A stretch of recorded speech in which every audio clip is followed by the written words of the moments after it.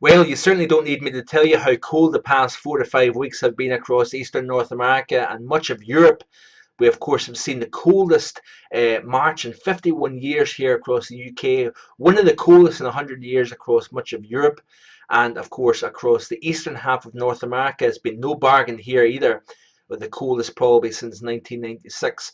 Very big difference. The contrast couldn't be greater compared to last March, when, of course, we've seen the warmest March on record for the North American continent, the third warmest in the UK, and of course the warmest temperatures ever recorded in Scotland during the month of March was achieved 3 days in a row last year. So what a difference a March makes. And look at the difference in the water temperatures. This, of course, is this year, and you can see here where the cold air has been here over the Gulf, over the western half of the Atlantic basin extending into the central Atlantic. All this cold water has been caused because of the trough being forced all the way into the ocean here, and very, very cold air over Canada has, of course, been driven into the southeast, and including Florida, the Caribbean Sea as well, has all seen abnormally cold winds getting driven off the continent here.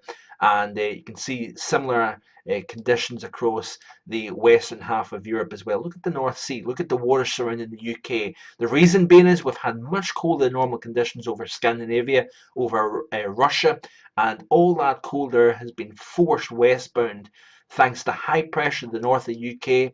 And of course, we've seen the blocking, significant blocking up over the high latitudes. So all the typically cold air that's up over the Arctic region has been replaced by abnormally mild air.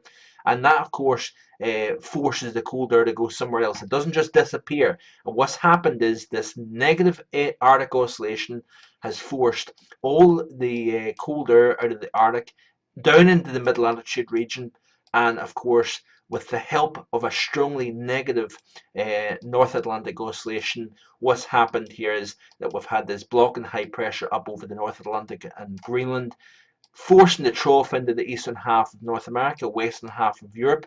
So you've got the perfect recipe here. Abnormal cold driven into these regions, producing a very cold and very snowy month of March 2013 here. But you can see here the consequences of that cold here quite clearly off North America. Really, you've got a ribbon of cold water surrounding North America, surrounding the UK, all thanks to the pattern that's delivered that.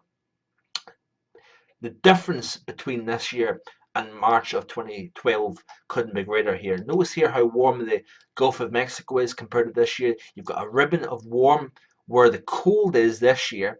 And look at the very, very warm waters just off, really extending from the Mid-Atlantic region up towards eastern Canada. Now you can see here the abnormal cold waters here of the Canadian Maritimes, and you're saying to yourself, why is that the case when it's been so warm last March? Well, of course, with that strong warming taking place, all the sea ice has melted quite quickly, and that, of course, cools those waters surrounding, Nova Scotia, New Brunswick, Prince Edward Island, up into Newfoundland as well. Look at how warm the waters are surrounding the UK compared to this year. 3 to 4 above normal as opposed to 3 to 4 below normal this year. So the big difference is here.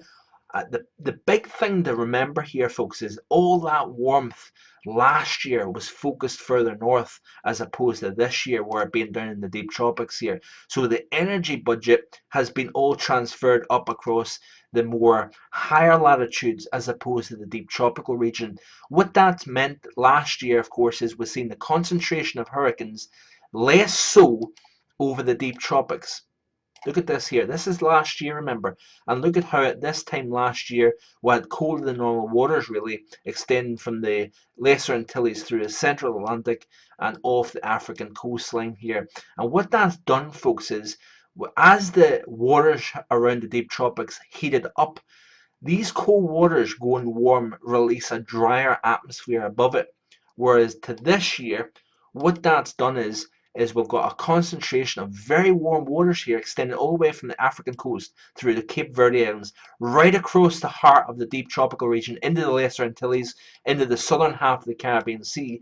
You heat an already warm water and you release moisture into the atmosphere as opposed to dry air. So this is the concern that we've got this year. The cold air was driven further south. The concentration, the incubation of heat has been focused over the key hurricane alley region of the Atlantic here. So that is a concern. But look at the difference here between this year and last year. Image by image here, you can see the contrast here. Much warmer than normal across the deep tropics this year, cooler than normal last year, and the concentration of hurricane activity, the strongest. These systems last year intensified as they were further north as opposed to down here. We've seen a lot of increase in energy as they were pushing away from the North American continent up into the typically cooler waters of the North Atlantic. That's when we've seen these systems really max out last year.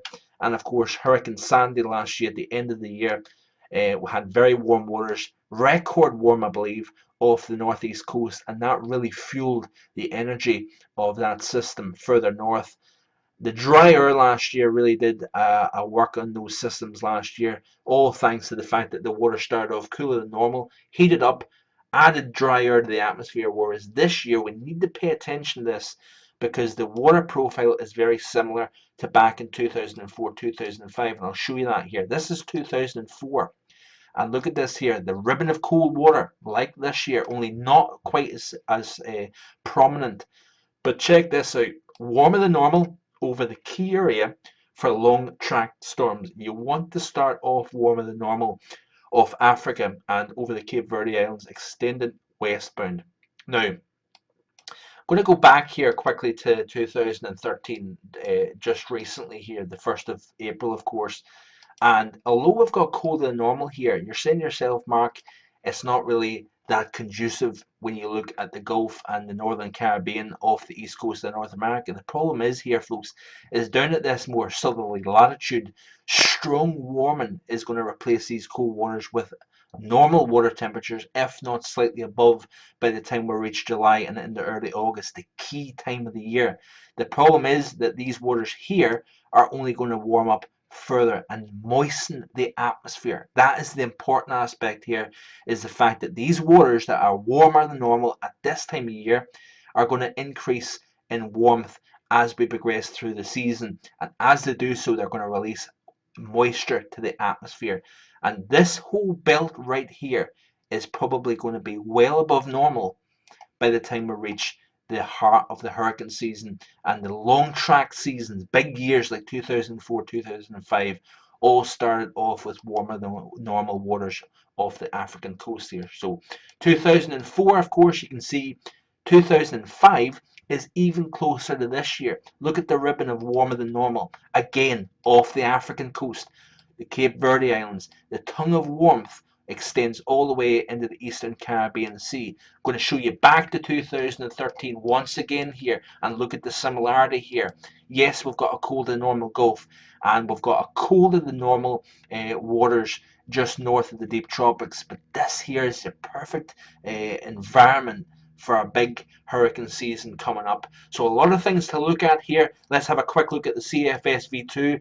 Water temperatures predicted in the month of May, again above normal, extending from Africa through Cape Verde all the way into the Eastern Caribbean Sea. So not a good sign if this is anything to go by. And in future days, weeks and months coming up, I'm going to show you more aspects that I'm concerned about this upcoming hurricane season.